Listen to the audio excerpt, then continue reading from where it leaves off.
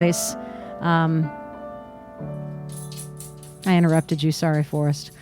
Up at a wonderful place called Hewn from the Mountain, and it's an intimate little cafe slash music store slash performance venue, and they just were wonderful. They've just got that really cool sound. So that's what I wanted to show. And Wyatt is now letting you know once again that he's got the puppy crack in his sights. Do you want to give him a taste of that? Sure. Go ahead and just give him a little taste. And let's talk a little bit more with Heike Purdon, who is the owner of 4 dogs, 4 cats, and a Mo, who apparently was a cat that did not want to be cooperative. He was a stray. He was a stray cat. And we're going to find out more about dogs in general in the 5 o'clock hour.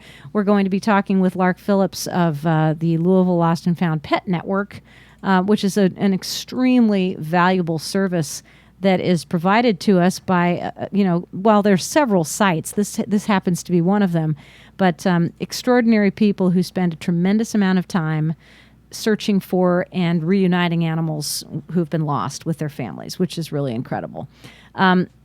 Really quick, Heike, and this is really important to me personally.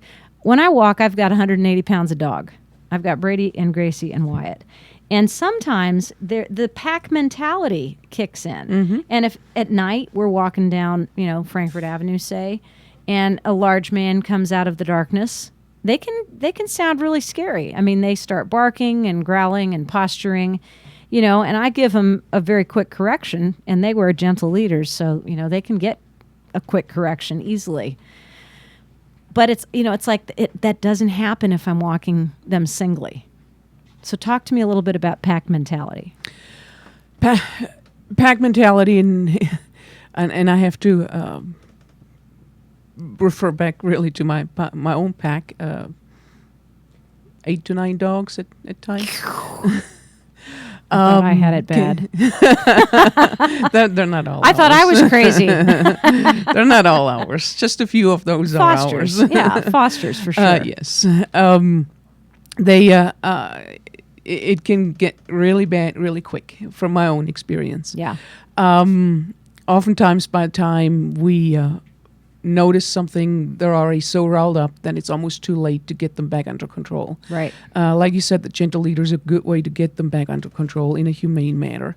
The best thing for pack mentality, really, on a walk, for example, is to teach a dog to look at you while they're walking rather than scanning the neighborhood, scanning their surroundings for things. And then they're prepared, especially by darkness. They can see better than we can. Mm-hmm. So if we have them trained looking at us while they're walking, that is an ounce of prevention.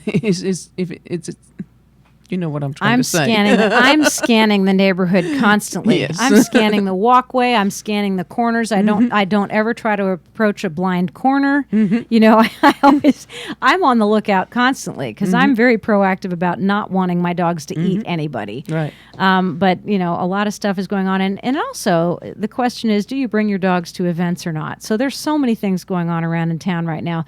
This weekend, June the 3rd and 4th, the Germantown Schnitzelberg Blues Festival. Sometimes they specifically say, do not bring your dogs.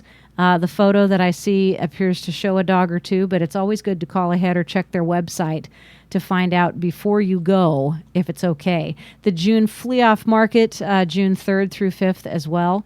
That's got a lot of things going on. They've got yoga classes and all kinds of music. Appalachian's going to be there, which is one of my very favorite bands in the whole wide world.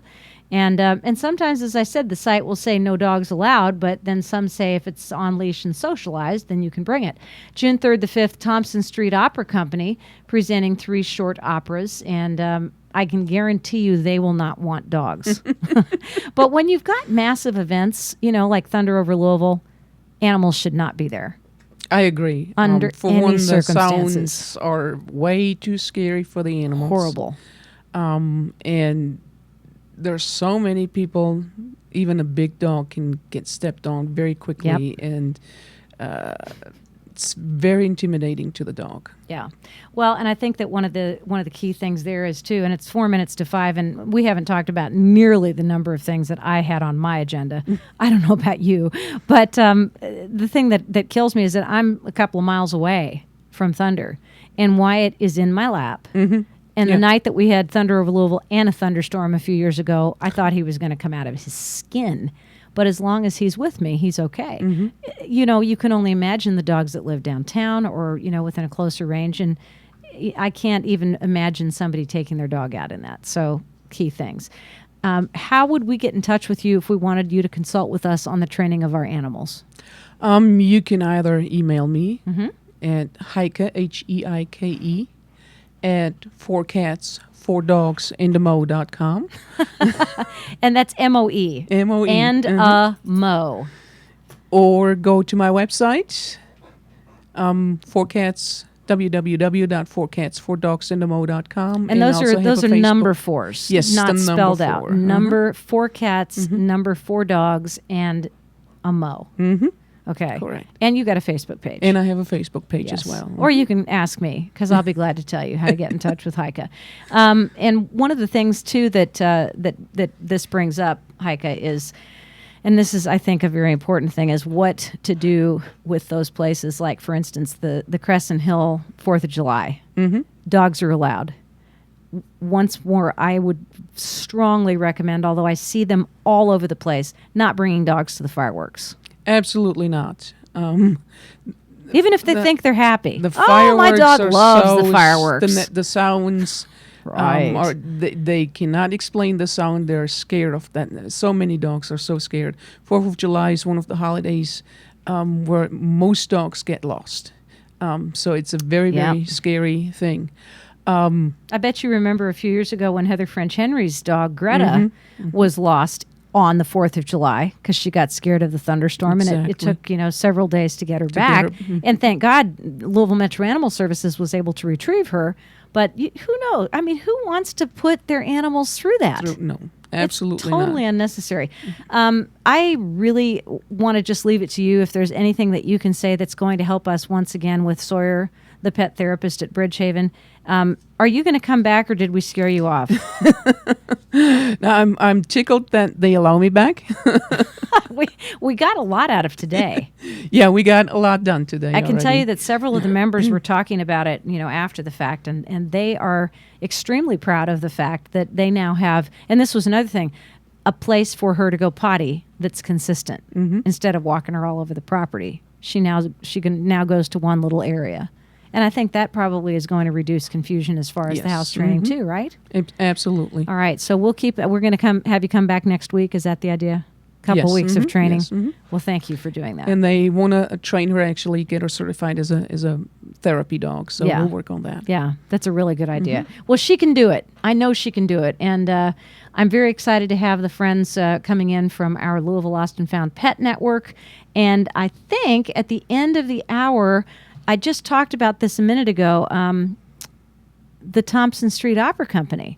They're going to be doing some cool stuff this weekend, and I think they're going to come in for like the last maybe 10 minutes of this next hour and talking a little bit about it. Claire DeVizio is going to be the executive and artistic director, so she's going to be here to talk with us, and it should be very interesting to hear about it.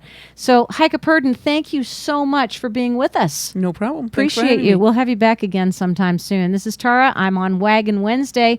Waggin Wednesday continues in just a moment.